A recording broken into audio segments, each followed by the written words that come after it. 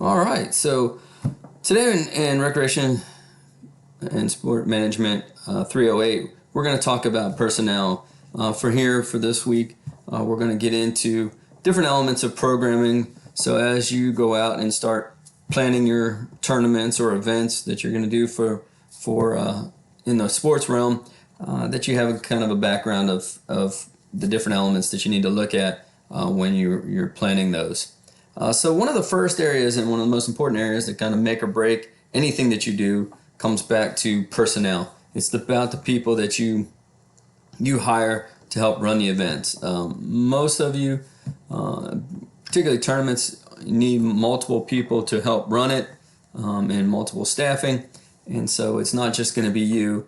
So you have to have good personnel to help run that. And a lot of times those are the frontline people that are interacting with your participants. They're the ones that are going to make or break your programs. And as I just said, their most important resource is the humans that you have working for you, those people that work for you.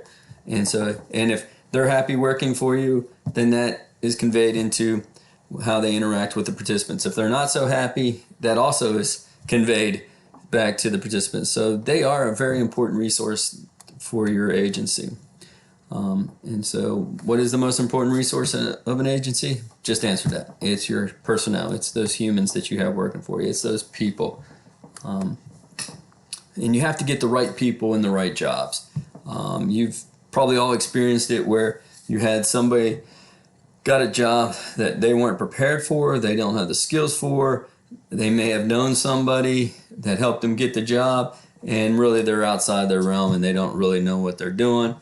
And what happens? The work either falls back on somebody else to take care of and to do it right, or it just doesn't get done and your whole agency is hindered by it. Unfortunately, that happens a lot in Parks and Recreation. And we'll just hide somebody. They couldn't make it in this one. Well, we'll just put them in Parks and Recreation. They can't do too much damage. But unfortunately, they can. And that's not something that we should ever be proud of. We should want the best of the best in our field. And they have to have the technical competence. So technical is basically, do they have the skills required for the job? Can they do the tasks that are required by the position while they're working there? So if their expectation is to be able to market or promote, they should be able to do those skills. They have social media skills.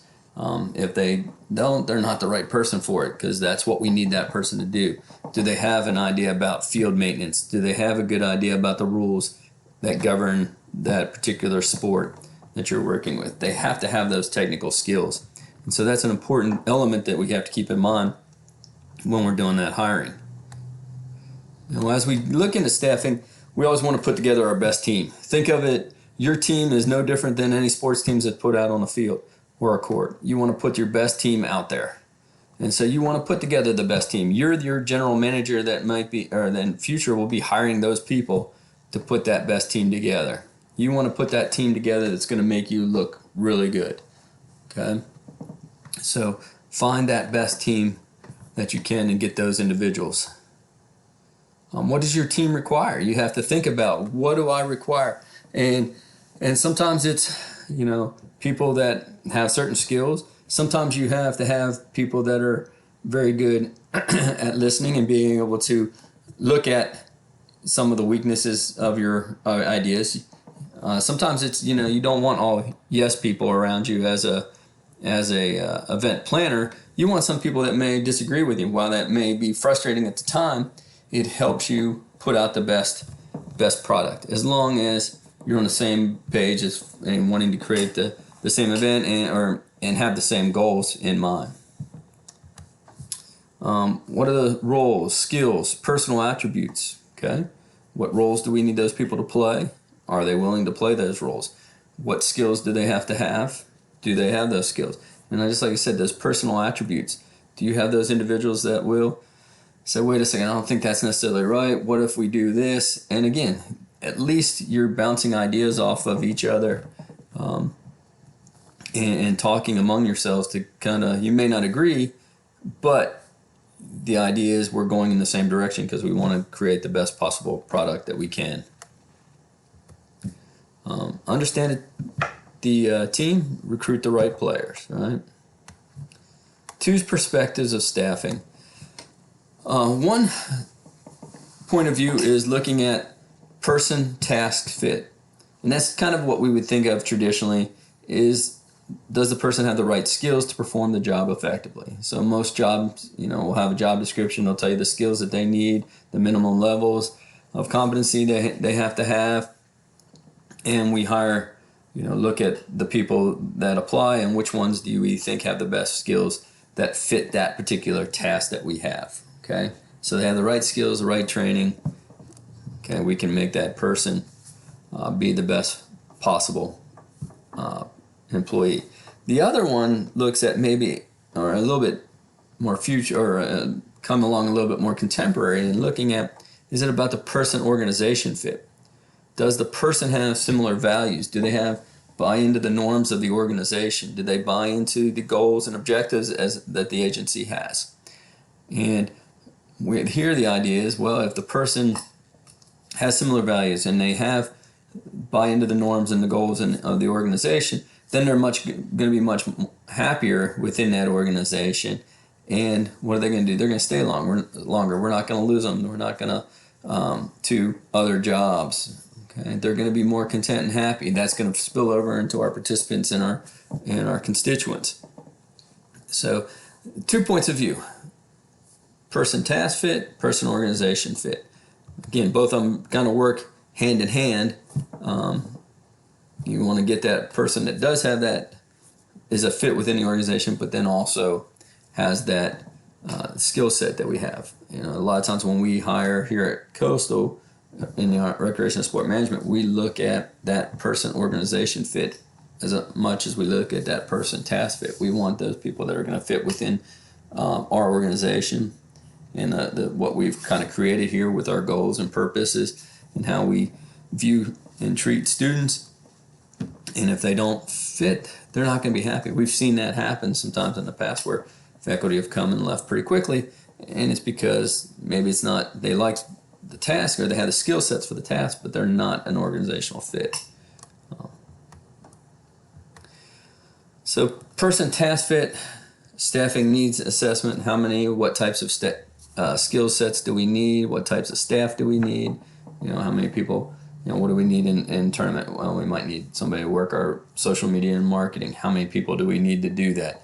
How many people do we need to, take gate fees, to do the organization of the event behind the scenes, planning and implementing and working out the budget and working out the logistics within the agency. So we look at, what do we need, and then we can kind of look at the types of people that we need to fit those roles. Job analysis, study what jobs we need, what titles, what's the summary, the duties, responsibilities, performance standards that we have for that particular job. And a lot of times that comes out in what we call the job description. And so I'll pull these up. There's 2 job descriptions I posted here, but basically it's just a written statement to tell you about the job and potential employees about the job and see if they are a fit. So this is the coordinator of recreational sports at the University of Nevada, Reno, and it tells you a little bit about the job. What you're working with: sport function and events for fitness. Report to the director or associate director. Staffing, managing. So some of the things we're talking about right now is making sure you can work with and understand who you need to help you get your job done. And then you can look at what certifications and licensures they have. Basically, this one just needs CPR and AED training. And then what you need to include. And let's see, required qualifications. Here we get into what you have to work at this position. Here are the basics that you have to have: bachelor's degree and 3 years work-related experience, or a master's degree and 2 years related experience. A lot of times in jobs like this, working at college, the master's degree is going to be necessary to get you where you want to be. Related experience in a recreation setting, supervision, facilities, programming. You have to have experience working in them. Okay, and that's kind of short and sweet job description there, but they'll do a background check on you to make sure that you have a clean background. They'll look for, when in your job, when you do your resume and cover letter, they'll look to see, do you have supervision experience? Do you have experience with managing your staff and picking out your staff? Do you have experience working with inclusion? Okay. All those are important elements that they're looking for in this one. Okay, so it's just a job description that they'll want you to those tasks that they'll want you to be able to do. Here's another one. This is kind of a more community-based one. This is for Milwaukee Public Schools Department of Recreation and Community Services, and they're looking for somebody that can come in and work with their adult sport programming and leagues, and development, implementation, oversight of those leagues. Your job will be in hiring, training, supervising part-time staff, what we're talking about right now, developing and maintaining the programs and leagues. The ideal candidate creates an environment that motivates and inspires community to participate. Okay. Here's responsibilities that they have: develop and organize, recruit, responsible for oversight, assist with developing and managing, the budget, which we'll talk about here in the near future. All elements that they want. Here's their bare minimums they want: bachelor's degree, 1 year of full-time experience, first aid and CPR. They want a certified Parks and Recreation professional, valid driver's license, because sometimes you have to be driving around. They want somebody that can do that. They don't have to want to rely on somebody that has to rely on Uber to get themselves around. Okay, so again, job descriptions telling you the expectations. That'll be one of your probably responsibilities as you move forward and you're looking at it. So the job description is just a written statement of what the job holder does, how it's going to be done, and why it's done. Right? You can see that in those two job descriptions. And then job specification determines abilities, skills that are needed that you saw there. Experience, education, skills, knowledge, characteristics that they're looking for. Okay. So that's the person task fit. And that's traditionally what you kind of see. But then on that other side, what about the person organization fit? Focus on the job context.